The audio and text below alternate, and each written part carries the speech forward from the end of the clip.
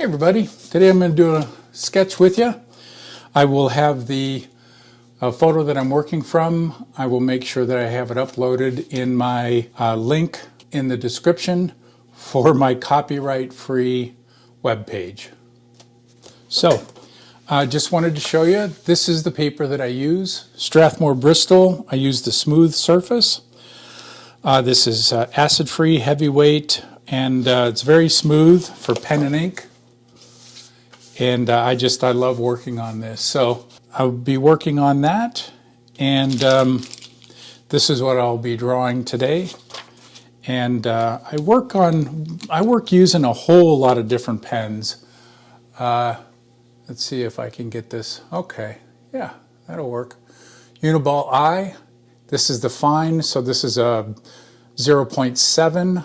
I also use the 0.5, the micron. Here's a 0.8.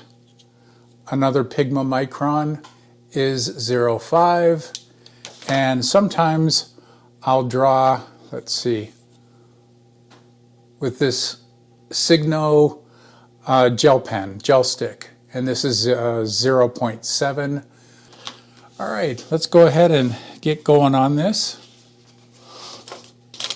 I'm not sure which one of the pens I'm going to use today.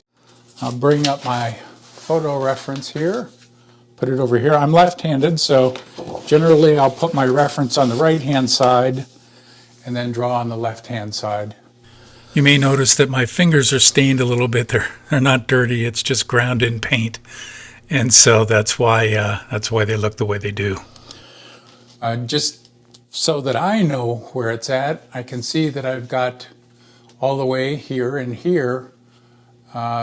This is the bottom of the page, and this is the top. So I don't want to draw any farther up than that. All right, so that's just for me. All right, I always start by saying this is not going to be measuring extravaganza. This is what I do at the end of the day for fun. And so I will just eyeball everything, and this is as though it were a plein air. I'm out sketching, obviously. I am not here, and I'm not even sure where here is. I'll have to see if I can figure that out. So let's go ahead and get going. Normally I will start with an area that I know that I can make it work, that I can start by measuring things. So one of the things that I do is I will take and find the angle here, and then that way you don't have to worry about knowing a crazy amount of perspective. However, the more you can learn, the better you'll be. So if I look here, this is roughly, all right, so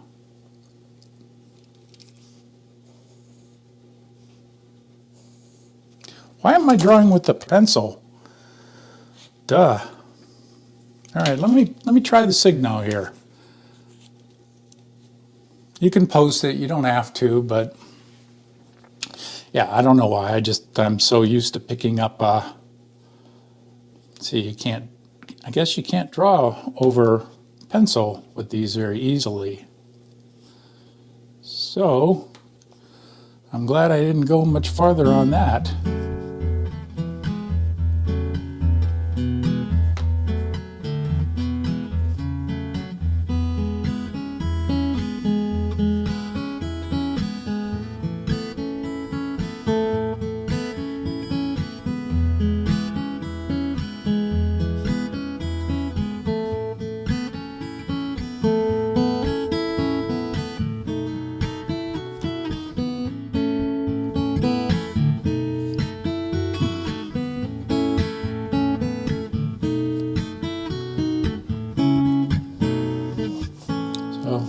I'm going to lightly sketch that in.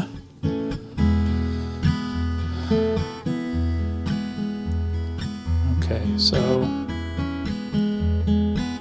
that's just just a little bit below halfway.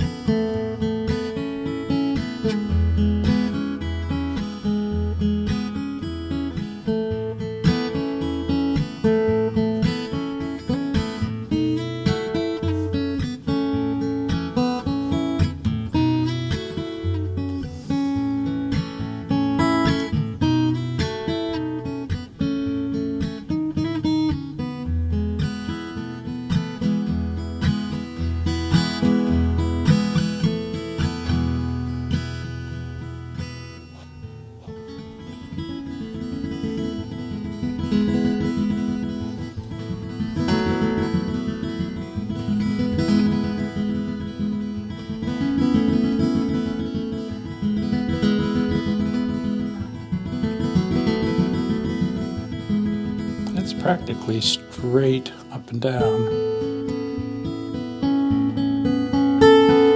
A lot of times when I do these sketches, you'll notice that with a straight line, instead of just doing a straight line, I will bow things. And I like that. It gives a little more pizzazz. So for this rooftop here, I might bow it in. Got a little bit of a gutter there. Gutter Dameron. Alright, so let's see.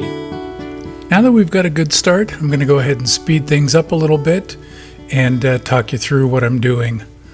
Otherwise, it's like watching paint dry, and you'll get the same benefit by the sped up video as long as I kind of talk you through what I'm doing. So let's do that. As I've gotten used to drawing and drawn more, I find that I have a shorthand for doing a lot of different things. And when I do old buildings, I like to put on these kind of fish scale shingles. And it's a quick way to do them, and it lends a little bit more of a style to what I'm doing.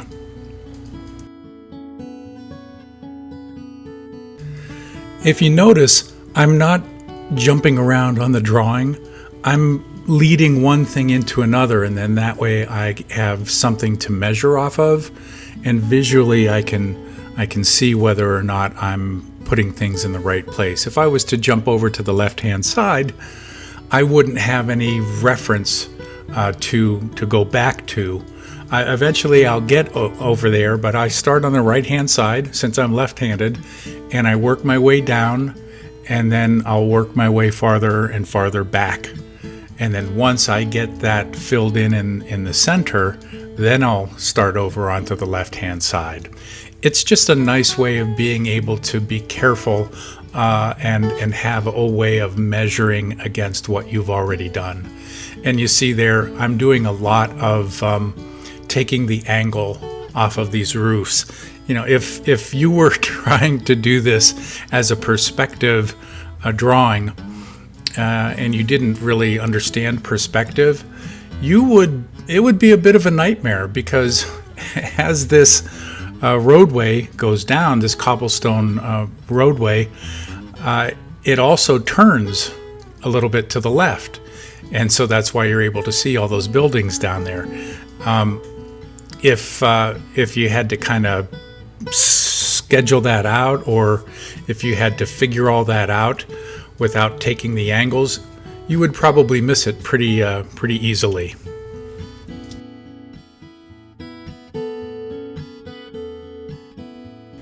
Really, it's just like a giant jigsaw puzzle. You make sure that your pieces look the same or very similar to what's there, and take those angles as you go, and you're going to be in pretty good shape as you continue this. And obviously, the more you practice, the more you do this, the better your eye is going to become at matching those angles and the width of different buildings, things like that.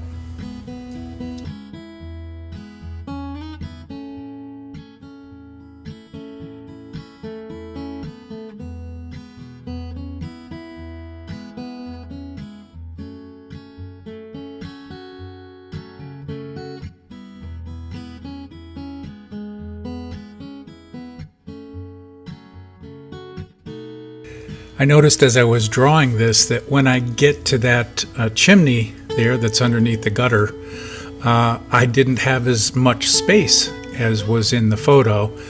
Ultimately, it doesn't really matter, but it bothers me whenever I'm that far off of getting things in where they're supposed to be, especially when it comes to something like this. Now, if I was out and drawing a lot faster and looser, obviously it wouldn't matter, but I am trying to be as precise as I can here, and just the fact that chimney needed to be shortened up like it did, it made me want to slow down a little bit and make sure that going forward I didn't have that happen. Luckily, it's in an area that doesn't really affect the drawing, but it matters to me.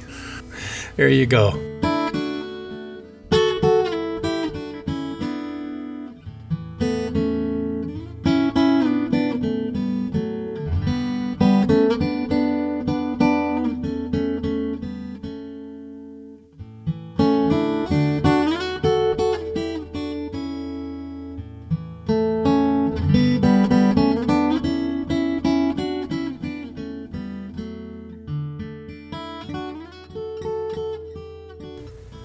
Well, I've never been to this part of England. Well, I've never been to England at all. I'm not much of a traveler outside of America and the American Southwest. But I love the photo. I love this old seaside village. So I did a little bit of research on what Clovelly is, what their history is, and just a little bit about them. And I find that as I'm drawing, I like knowing the kind of people that live there. So from what I've learned, Clovelly is a privately owned harbour village in the district of Devon, England. The settlement and surrounding land belongs to John Roos, who inherited it from his mother in 1983. And I've heard that this village used to belong to Queen Elizabeth, and somewhere along the line it was let go. Now the village, it's built into this wooded sea cliff on the North Devon shore, and it has a steep pedestrianized cobble main street with traditional architecture that we see here. The only way that they were able to get things to the village was by having donkeys. Now they use sledges, and the donkeys are there just for the tourists. But they used to have to move the goods up from the harbor. Now the sledges take things down from above in a parking lot. But the harbor is still there, and the trash is all taken and moved down into the harbor and then carted away. At the 2011 census, the parish population was 443, which is a decrease of 50 on the 2001 census. The island of Lundy is part of the electoral ward of Clovelly Bay. So, looks like there probably should be an update to this as to what the census numbers are now, but I don't have that information. Another little tidbit is that almost all of the terraced buildings along the village's cobbled street are architecturally listed. More than 50 out of the 71 are on the main street itself. Only 7 buildings there are not listed. The village main street isn't accessible by motor vehicles. The lack of vehicular access to the main street has led to deliveries being made by sledge. It's not done as a tourist attraction, but really as a matter of practicality. The goods are delivered by being pulled down on a sledge from the upper car park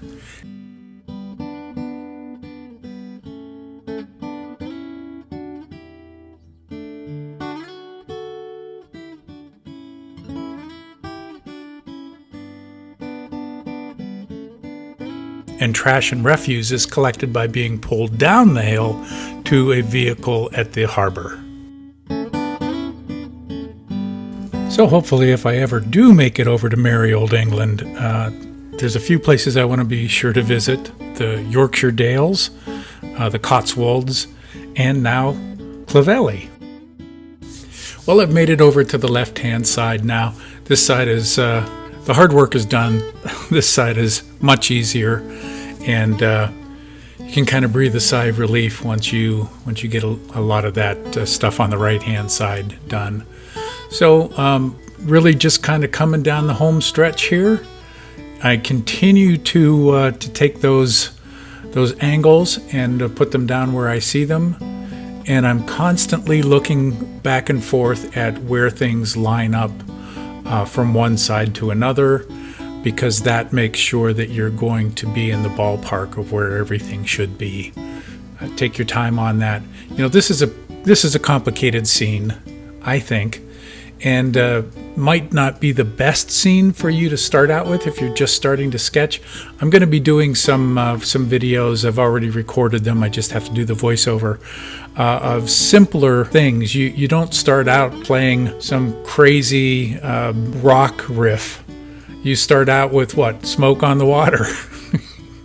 So you got to work your way up to the complicated stuff.